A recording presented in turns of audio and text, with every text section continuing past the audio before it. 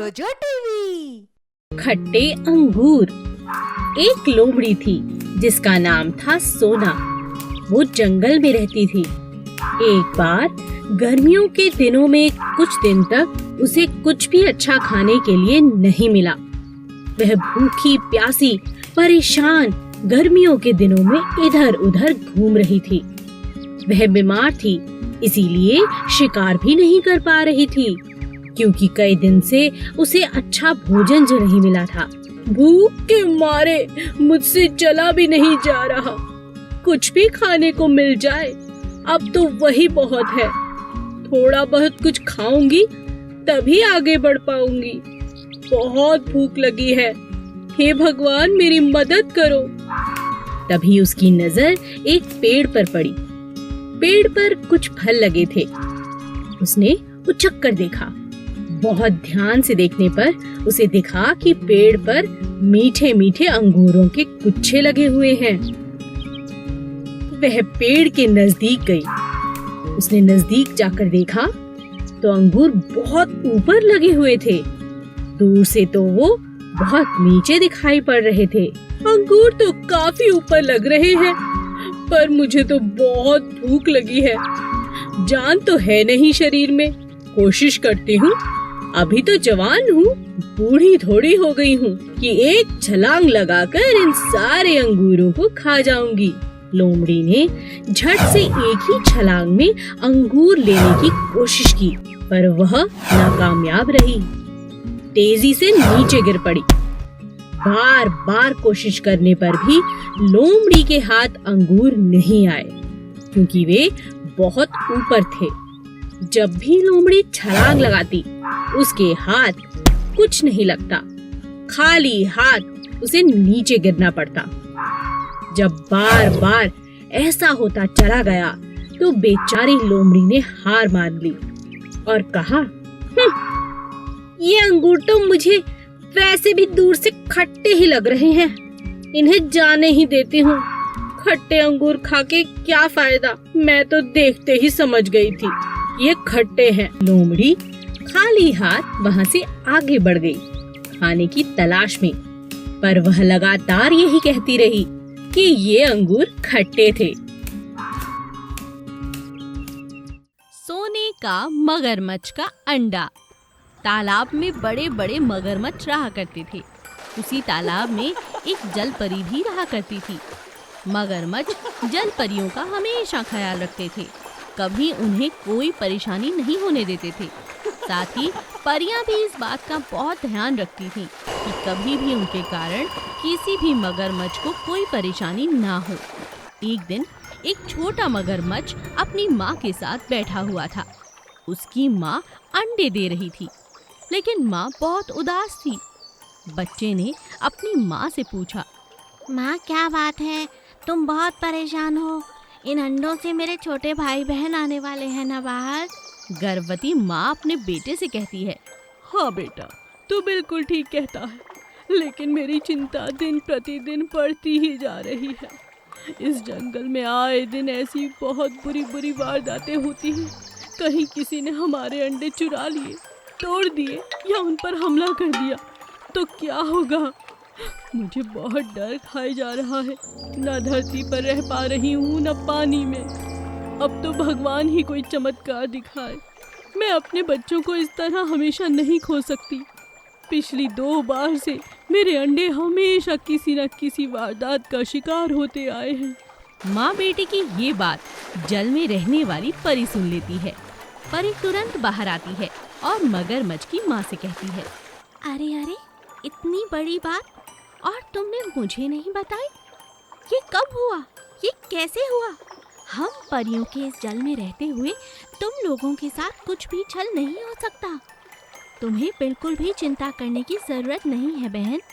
मैं जादू से तुम्हारे अंडों का रंग बदल दूंगी और ये सोने के मजबूत अंडे बन जाएंगे, जिन्हें उठाना नामुमकिन होगा।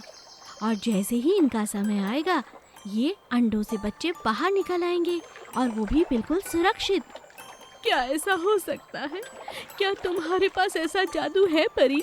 मगरमच्छ की माँ परी से पूछती है।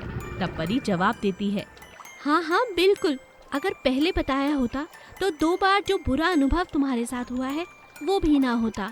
तभी मगरमच्छ अपने अंडे परी को दिखाती है।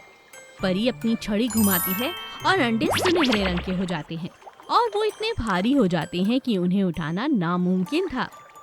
अब आराम से मगरमच्छ और उसकी माँ पानी में रहने लगे। कुछ हफ्तों के बाद अंडे फूटे और उनमें से बच्चे बाहर आए। माँ मगरमच्छ बहुत खुश थी, उसका बेटा भी बहुत खुश था। वाह वाह मेरे भाई बहन, बहुत अच्छा बहुत अच्छा। माँ, हमें परी को धन्यवाद कहना चाहिए। हाँ बेटा, तुम बिल्कुल ठीक कहते हो। माँ मगरमच्छ परी को धन्यवाद देती है और खुशी खुशी अपने बच्चों का ख्याल रखती है। चंदा और उसकी माँ बहुत ज्यादा मेहनती थे। उनके पिता बहुत अच्छी खेती किया करते थे। साथ ही उनके खेतों के साथ साथ उनके पास बहुत सारी गायें थीं, जिनका दूध वो बाजार में बेचते। चंदा और उसके माता पिता दिन रात खूब मेहनत करते थे। एक दिन गांव में पशुओं का मेला लगा। चंदा ने अपनी माँ से कहा, अरे माँ, जानती हो, गांव में बहुत बड़ा पशुओं का मेला लगा है। क्यों ना हम अपनी गाय भी मेले में लेकर जाएं? उन्हें भी अच्छा लगेगा। अच्छा, ठीक है। चंदा की माँ हाँ कर देती है। चंदा अपनी माँ को लेकर मेले में जाती है और अपनी 3 की 3 गाय लेकर वहाँ पर सैर करने लगती है। तीनों गायें मेले के मजे उठा रही थीं। तभी सेठ की नजर चंदा की गाय पर गई। सेठ चंदा के पास आया और बोला, ये 3 गाय आप ही की हैं? हाँ, ये हमारी है। माँ देखो अंकल क्या कह रहे हैं। चंदा की माँ सेठ से बात करने लगती है। नमस्कार सेठ जी, कहिए क्या बात है? बहन जी, आपकी तीनों गायें मुझे बहुत प्यारी लगी। हट्टी कट्टी सुंदर, मुझे ऐसी ही गाय की तलाश थी। चंदा की माँ उनसे कहती है, मगर भाई साहब, हम बेचना नहीं चाहते, हम तो अपनी गाय को मेला दिखाने लाए हैं। चंदा और उसकी माँ सेठ को ऐसा जवाब देकर आगे चली जाती हैं। सेठ बहुत घमंडी था, उसे इस बात का बहुत बुरा लगा। उसने अपने नौकर से कहा, सुन राजू, ये 3 गाय मुझे हर हाल में चाहिए। जो भी हो, ये 3 गाय मेरे पास लेकर आ और मुंह मांगी रकम ले जा, समझा? राजू बहुत चालाक था। इस बार राजू के साथ मिलकर सेठ ने एक चाल चली। सेठ एक बार फिर चंदा और उसकी माँ से बातें करने लगता है और इसी बीच फायदा उठाकर राजू तीनों गायें पीछे से लेकर दूसरी तरफ निकल जाता है।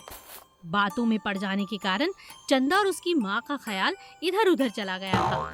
जैसे ही गायें गायब होती हैं, सेठ भी वहाँ से चला जाता है। थोड़ी देर में चंदा की नजर गाय के खूंटे पे पड़ती है। अरे माँ देखो, हमारी गाय नहीं है। तीनों गाय कहाँ चली गई? हाय राम, कहाँ गई? चंदा और उसकी माँ जोर जोर से अपनी गाय को आवाज देने लगते हैं। इधर उधर भागने लगते हैं, लेकिन उन्हें अपनी गाय कहीं नहीं दिखाई देती। इतनी देर में उनकी नजर 3 अलग अलग रंग की गाय पे पड़ती है। माँ वो देखो, रंगीन गाय। चंदा की माँ चंदा से कहती है, बेटा जरूर कुछ गड़बड़ है, इसकी आंखें देख, हमारी गैया है ये तीनों गाय हमारी हैं, किसी ने इन पर रंग लगा है, कुछ कर बिटिया। थोड़ी देर में भगवान उनकी सुन लेता है। तेज बारिश होती है और पूरी गाय के रंग पानी में बह जाते हैं। सेठ की ये चालाकी सबके सामने आ जाती है। सभी लोग सेठ और राजू की खूब पिटाई करते हैं और उधर चंदा अपनी माँ के साथ फटाफट अपनी गाय को लेती है और अपने घर वापस लौट आती है। मछली रानी के अंडे। माया नाम की राजकुमारी मछली बहुत अच्छे से अपने तालाब में रहा करती थी। उसके साथ बहुत सारी मछलियां वहाँ रहती थी। गर्मी पड़ने के कारण तालाब का पानी बहुत कम हो चुका था। एक दिन सेनापति मछली ने राजकुमारी मछली से कहा, मछली जी, हमें जल्द ही कोई उपाय निकालना होगा। आप तो देख ही रही हैं कि तालाब का पानी लगभग सूखने वाला है। बड़े तालाब में अभी भी पानी है। आज ही मैंने मेंढक को भेजकर पूरी बात पता लगा ली है। अगर आपकी इजाजत हो तो हम सब यहाँ से वहाँ बदली कर लें।